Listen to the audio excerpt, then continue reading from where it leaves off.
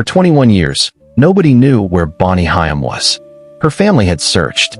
Police had investigated. And the little boy she left behind had grown into a man carrying memories nobody seemed willing to believe. Then, in December 2014, that little boy, now an adult, returned to the house where his mother had disappeared. He wasn't looking for her. He was renovating the property. He had no idea that beneath the backyard was an answer that had been waiting for more than 2 decades.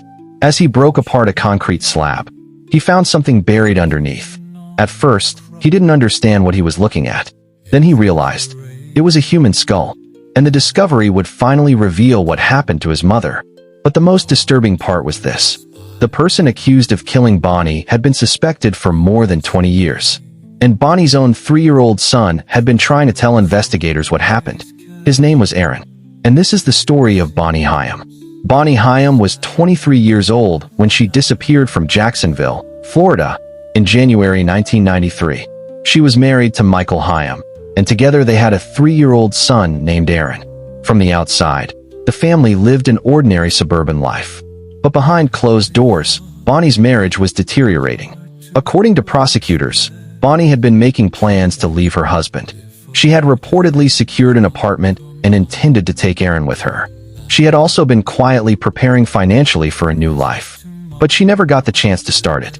According to the Florida State Attorney's Office, Bonnie and Michael had been married for more than 5 years when she disappeared, and the night before she vanished, the couple had an argument.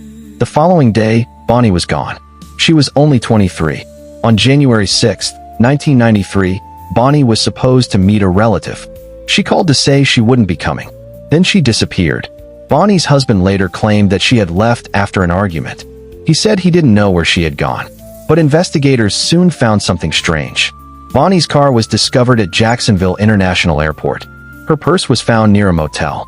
And Bonnie herself was nowhere to be found. There was no confirmed sighting of her after that. No goodbye. No confirmed destination. No evidence that she had voluntarily started a new life. Just a woman who had suddenly vanished. But there was someone else in the house. 3-year-old Aaron. And according to investigators, Aaron made statements suggesting that something terrible had happened to his mother. Police documents later indicated that Aaron told investigators his father had hurt Bonnie. But Aaron was only 3 years old. And without a body, investigators had very little physical evidence.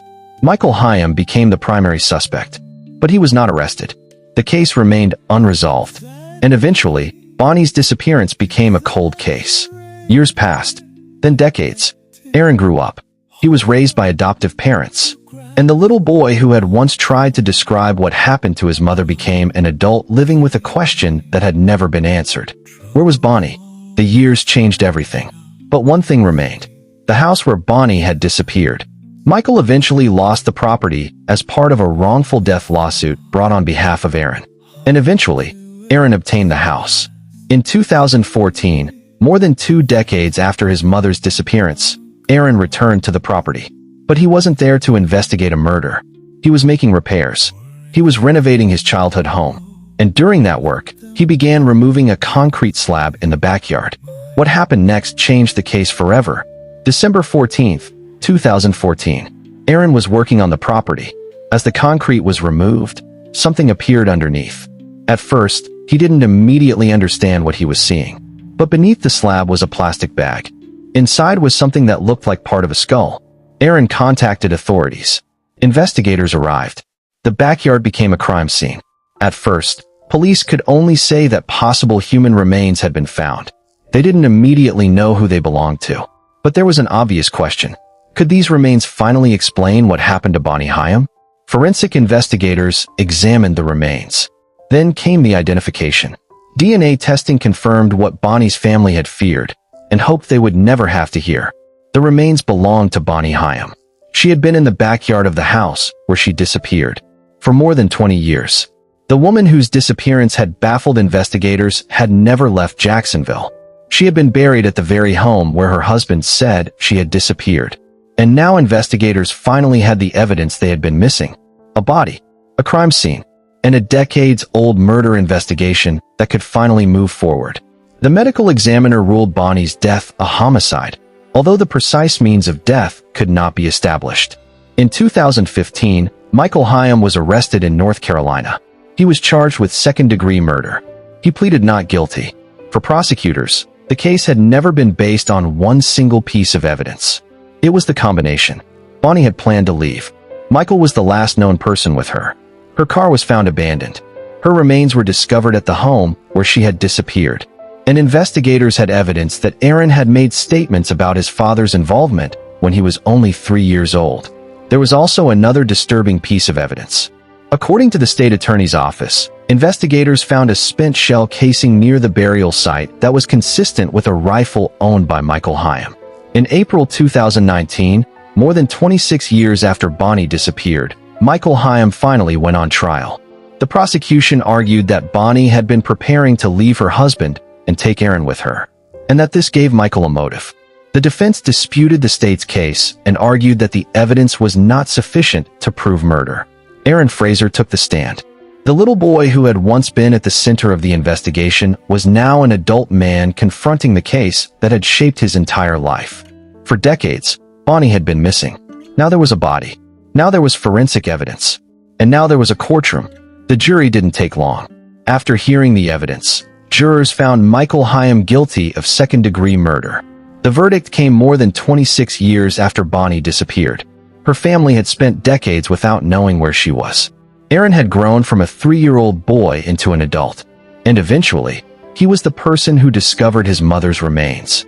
The case that had once seemed impossible to solve had finally reached a verdict. On May 21, 2019, Michael Hyam was sentenced to life in Florida State Prison. More than 25 years had passed since Bonnie Hyam disappeared. But the discovery beneath that backyard changed everything. The house had kept a secret for decades. And eventually, the person who uncovered that secret was Bonnie's own son.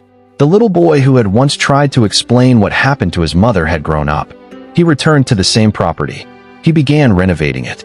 And beneath the concrete, he found the evidence that finally answered the question that had haunted his family for more than 2 decades. What happened to Bonnie? She never walked away. She never simply disappeared. She was there all along, buried beneath the home where her life had ended. Some cold cases remain unsolved for decades because investigators never find the one piece of evidence they need. In Bonnie Hyam's case, that evidence was hidden beneath a backyard, and it took 21 years for someone to uncover it. If you found this case as disturbing and fascinating as we did, subscribe to the channel for more carefully researched true crime documentaries. Turn on notifications so you don't miss the next case.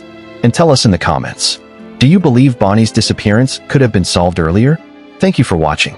Until next time, stay curious, stay safe, and remember, sometimes the truth isn't gone. Sometimes it's buried.